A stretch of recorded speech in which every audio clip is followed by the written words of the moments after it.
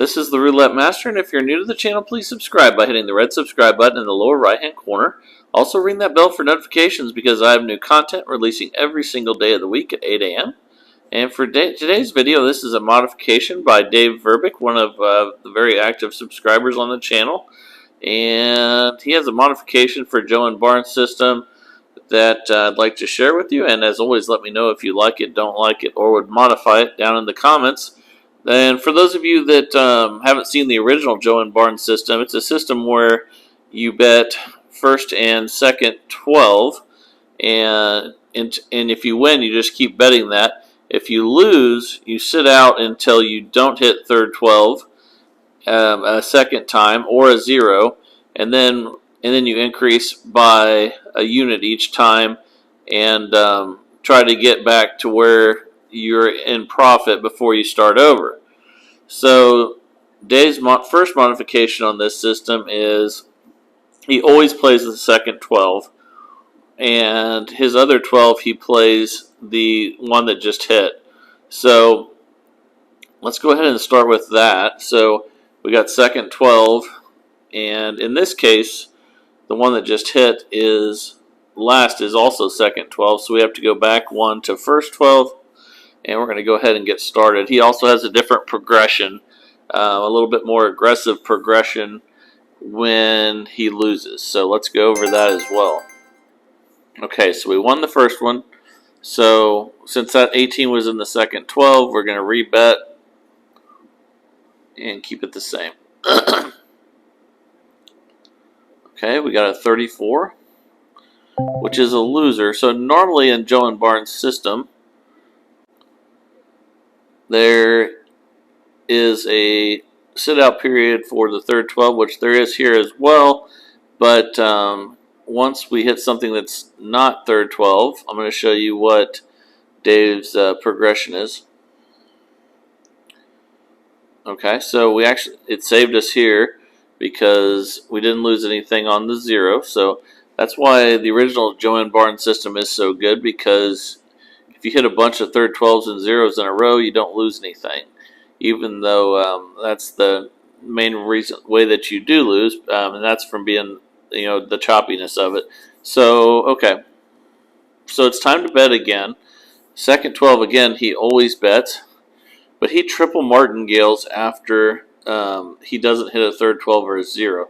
So we're going to go ahead. The last one that hit other than the second 12 was the third 12.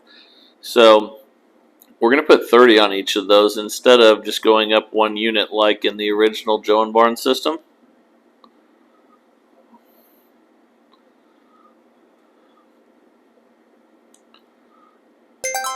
Okay, and we won. So now we can just start back over. He likes this better because he doesn't like the idea of having to win multiple times in order to restart. So it definitely worked out in our favor there. We're up $20. So again, he always bets on second 12 and then the most recent, which is third 12.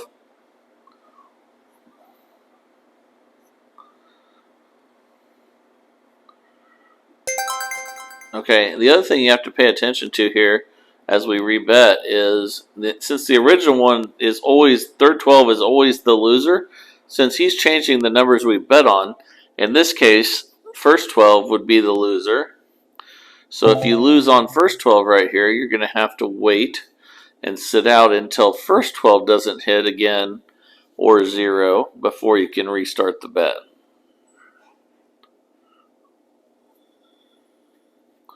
Okay, so first 12 didn't hit, so now we triple the bet, and here we go. So if you were to lose on this one, you'd have to sit out again, which we did lose again, and we'd have to triple one more time. So let's go ahead and do that. Let's sit out until first 12 doesn't hit or 0. Okay, so it's time to bet again, but instead of 30, we're going to do 90 because we're tripling.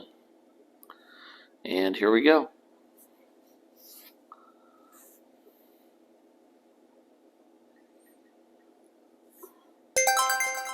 Okay, worked for Dave again there. We're at $40.